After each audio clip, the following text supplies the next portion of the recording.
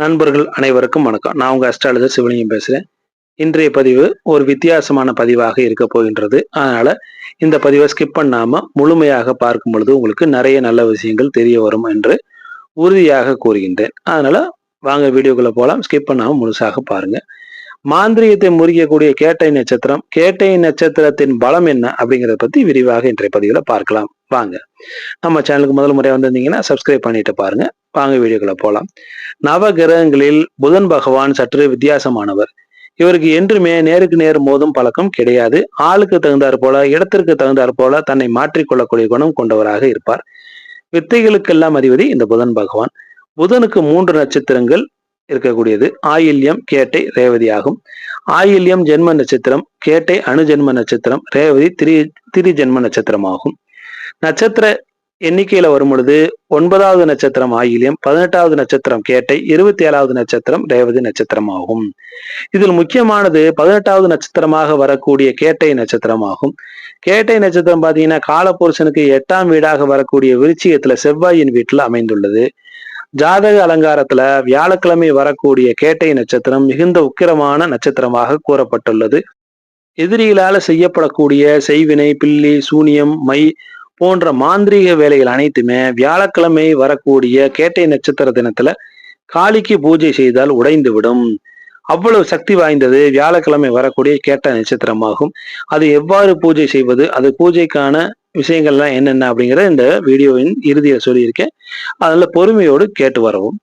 காளி தேவியை மந்திர சித்திக்கு பயன்படுத்துவதற்கும் அதர்வண வேதத்தில் பயன்படுத்துவதற்கும் வியாழக்கிழமையில வரக்கூடிய கேட்டை நட்சத்திரத்தை பயன்படுத்துவார்கள் மாந்திரியத்தில் ஈடுபடக்கூடியவர்கள். செவ்வாய்க்கிழமை, வெள்ளிக்கிழமை இரவு 10 to 11 மணிக்கு, அதாவது செவ்வாய்க்கிழமை இரவு சுக்கிரஹோரை இரவுல வரக்கூடிய சுக்கிரஹோரையிலையும், வெள்ளிக்கிழமை இரவு 10 to 11 வரக்கூடிய சந்திரஹோரையிலையும், இந்த 2 நேரங்கள்லையும் காளி தேவிக்கு உரிய மந்திரங்களை ஜெபித்து பூஜை செய்து வந்தால் கஷ்டங்கள் அனைத்தும் நீங்கும், எதிரிகள் தொல்லை விலகும், திருஷ்டி பிரச்சனைகள் அனைத்தும் நீங்கக்கூடிய சூழ்நிலைகள் காளியின் அருளால் நிச்சயம் கிடைக்கும். ஆவணி மாதத்திற்கு மற்றொரு பெயர் சிரவண மாதமாகும். சிரவண மாதத்தில் சூரியன் தனது ஆட்சி வீடான சிம்மத்தில் பயணம் செய்வார். ஆவணி மாதத்துல வரக்கூடிய கேட்டை நட்சத்திரம் ரொம்ப ரொம்ப விசேஷமானது. சூரியனுக்கு கேந்திரத்துல சந்திரன் இருப்பார். அதனால அது விசேஷமான நட்சத்திரமாகும் அந்த டயத்துல வரக்கூடிய அமைப்புல. 12 ராசிகள்ல சஞ்சரிக்கக்கூடிய சந்திரன் விருச்சிக ராசியில வரும் பொழுது நீச்ச நிலையை அடைவார். இவர் காலபுருஷனுக்கு சுகஸ்தான அதிபதியாக இருக்கக்கூடிய 4ஆம் அதிபதியாக வரக்கூடிய சந்திரன் அதே காலபுருஷனுக்கு 8ஆம் இடத்துல மறைவு ஸ்தானம் பெற்று நீச்ச நிலையையும் அடைவார். அதிலும் குறிப்பாக பாத்தீங்கன்னா காலபுருஷனுக்கு 6ஆம் வீட்டுக்கு அதிபதியாக வரக்கூடிய புதனின் நட்சத்திர சாரமாகிய கேட்டையில போகும் பொழுது சந்திரன் மிகவும் பலவீனமான நிலையை அடைகிறார். இதனால மன அமைதி கெட்டு உடல் நலமும் பாதிக்கப்படக்கூடிய சூழ்நிலைகள் ஏற்படுகிறது. அதே வியாழக்கிழமையில காலபுருஷனுக்கு 12ஆம் அதிபதியாக வரக்கூடிய குருவின் கிழமையில இந்த கேட்டை நட்சத்திரம் வரக்கூடிய நாள்ல இந்த கேட்டை நட்சத்திரம் அதீதமான பலம் பெறுகிறது. வியாழக்கிழமை கேட்டை நட்சத்திரம் வரக்கூடிய நாள்ல மருத்துவமனையில் அட்மிட் ஆகி சிகிச்சை பெறக்கூடிய சூழ்நிலைகள் ஏற்பட்டால் அது ஜாதகரை அதீதமான துன்பத்திற்கு ஆளாக்குகிறது. அதனால ட்ரீட்மெண்ட்டை தொடங்க போகும் பொழுது அல்லது ஹாஸ்பிட்டல் அட்மிட் ஆகும் பொழுது அது வியாழக்கிழமை கேட்டை நட்சத்திரமாக இருந்தால் அது தள்ளி போடுவது நல்லது.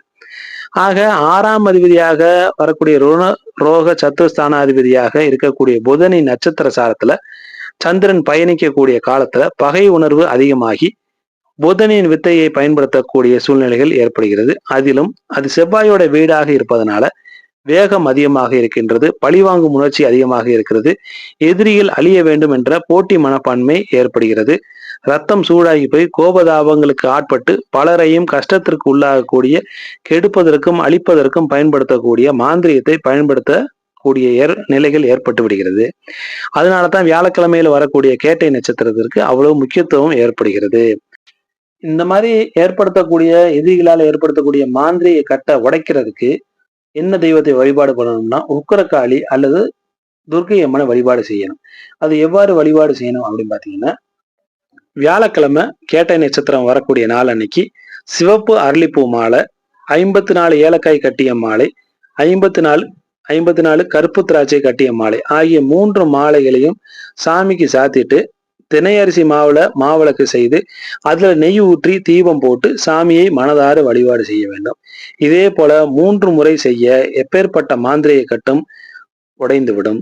கவலைப்பட வேண்டாம். அதே சமயம் துர்க்கைக்கு சிவப்பு துணி, சிவப்பு வஸ்திரம் சாற்றி கதலி பழம், சர்க்கரை, நெய் ஆகிய மூன்றையும் கலந்து அம்பாளுக்கு நைவேத்தியமாக படைத்து வழிபாடு செய்ய குடும்ப ஒற்றுமை, தொழில எதிரிகள் ஒளிந்து விடுவது, சகோதரர்களுக்குள்ள இருக்கக்கூடிய பகை உணர்வு மங்கி, ஒற்றுமை உணர்வு மேலோங்கி, வாழ்வில அடுத்தடுத்து சுபிக்ஷமான நிலையை அடையக்கூடிய சூழ்நிலைகள், சந்தர்ப்பங்களை இறைவன் அருளால ஏற்படும் என்று கூறி உங்களிடமிருந்து விடைபெறுகிறேன்.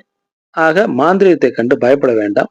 நமது ஜாதகத்தில் ஏற்படக்கூடிய கால நிலைகளுக்கு ஏற்ற மாதிரி தான் அது பலனை தரும் என்று கூறி உங்களிடமிருந்து விடைபெறுகிறேன். மீண்டும் நல்லதொரு பதிவுல உங்களை சந்திக்கும் வரை நன்றி, வணக்கம்.